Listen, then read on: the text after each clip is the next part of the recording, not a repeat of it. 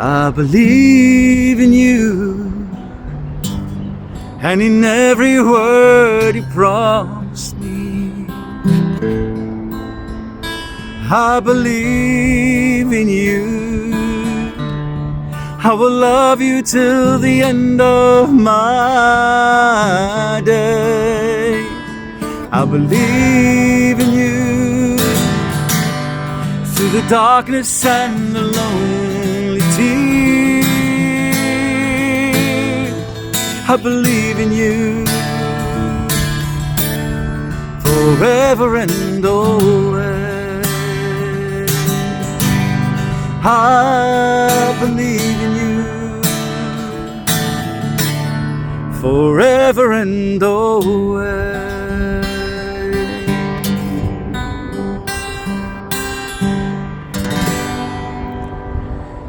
Goeiemôre en welkom by ons Sondag Stilword afspraak, waar ek en jy vanmôre kan gesels en dink oor geloof. Ons is steeds vandag in Matteus 16 en steeds besig om te praat oor hierdie belangrike onderwerp.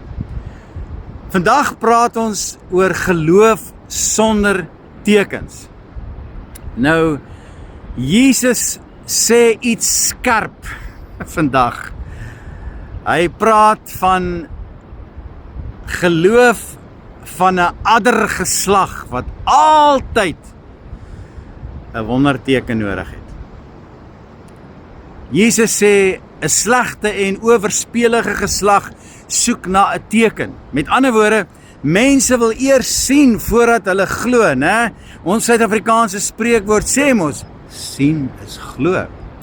Hulle wou eers 'n bewys hê, 'n wonderwerk beleef, iets dramaties ervaar. Maar Jesus sê, geen teken behalwe die teken van Jona nie.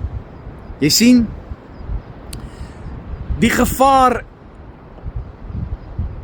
in die epidemie van ons tyd is 'n tekensoekende geloof.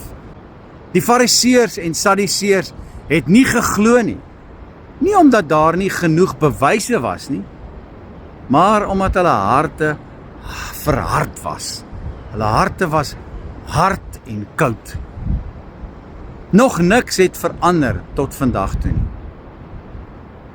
Hulle het al die wonderwerke gesien wat hulle kon sien. Ek praat nou van die Fariseërs en die skrifgeleerdes. Siekes wat genees is, blindes wat weer kon sien, ja, selfs dooies wat uit die dood uit opgewek is. En tog vra hulle, gee ons nog 'n teken. Dis moontlik om wonderwerke te kan sien en steeds nie te glo nie. Selfs in ons persoonlike verhouding met die Here soek ons konstant tekens, manifestering. En die probleem is dat as ons altyd Jesus se hand soek, altyd Jesus se teken soek, gaan ons nooit sy hart ontdek nie. Want is juis in sy hart en in 'n intiem verweefde verhouding waar God kies deur Jesus om te beweeg in ons lewe. Wanneer hy ons lojaliteit en ons intimiteit met hom raak sien. Jy sien, dis nie ware geloof om eers tekens te soek en dan te probeer om 'n verhouding met hom te hê. Dis voorwaardelike geloof. Wat bedoel Jesus met die teken van Jona? Jesus verwys na Jona, 'n profeet wat 3 dae in die maag van 'n groot vis of 'n walvis was, soos ons lees. Hiermee sê Jesus, ek gaan vir julle in 'n kort tydjie van nou af, gaan ek vir julle sterf en dan gaan ek weer opstaan. Dit gaan die grootste teken wees. Dit sal die grootste teken wees wat sal bewys wie ek werklik is en wie ek sê ek is. Die dood en die opstanding van Jesus. Met ander woorde, jy hoef nie nog 'n teken te soek behalwe die teken van Jona nie. Die teken dat Jesus die dood oorwin, Hy is die enigste God op hemel en aarde, of in die hemel of op die aarde, wat opgestaan het uit die dood uit. Nie Mohammed nie enige ander God het ooit uit die dood uit opgestaan nie. Die grootste teken is reeds vir jou en vir my gegee na die kruisdood van Jesus. Ware geloof vra nie meer 'n bewys nie. Ware geloof sê nie, ek sal glo as dit en dit en dit gebeur. Here, ek sal glo as U my maatskappy red van bankrotskap. Ek sal glo as U my gesond maak. Nee, ware geloof sê, ek glo al sien ek nog nie. Ek glo ten spyte van. Ek vertrou op U, Here. Die wêreld sê, sien is glo. Dan sal ek aandag gee. Dan sal ek reageer op God se woorde. Maar God sê, eers glo. Dan sal jy sien. Hier is 'n ernstige waarskuwing vandag vir jou en vir my. Die Bybel sê, hy het hulle verlaat en weggegaan. Dis 'n skrikwekkende oomblik. As Jesus besluit, ek kan niks doen vir jou nie. Jou fokus is op die verkeerde plek. Dis presies wat hy met die Fariseërs in hierdie teks gedoen het.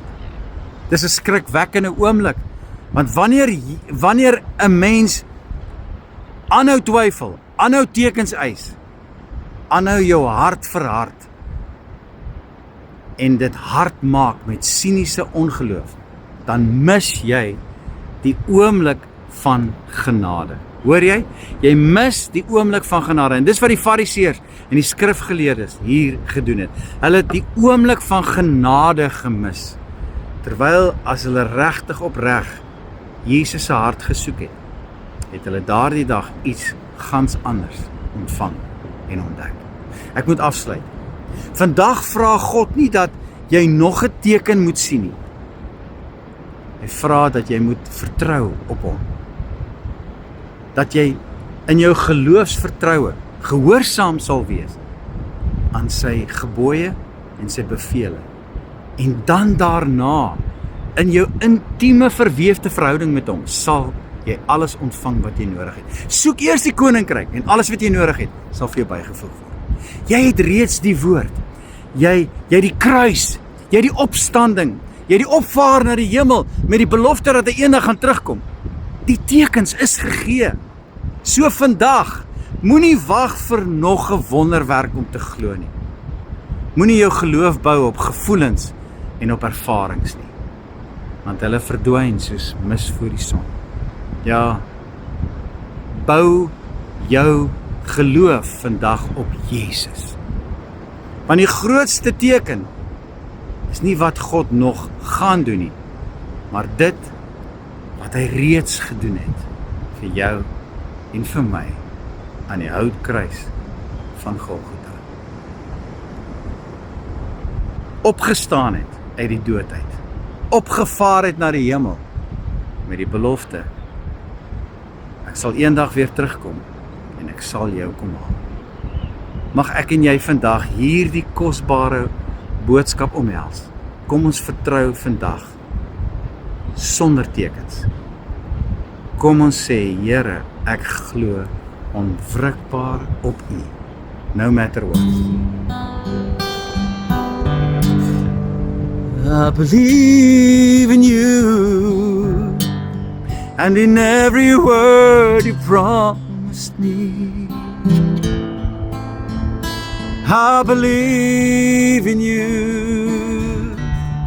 I will love you till the end of my days. I believe in you.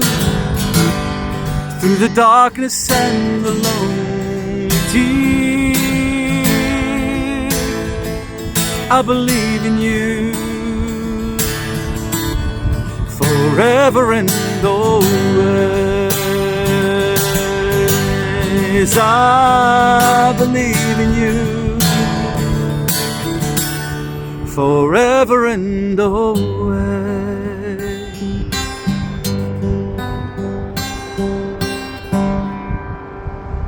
nie.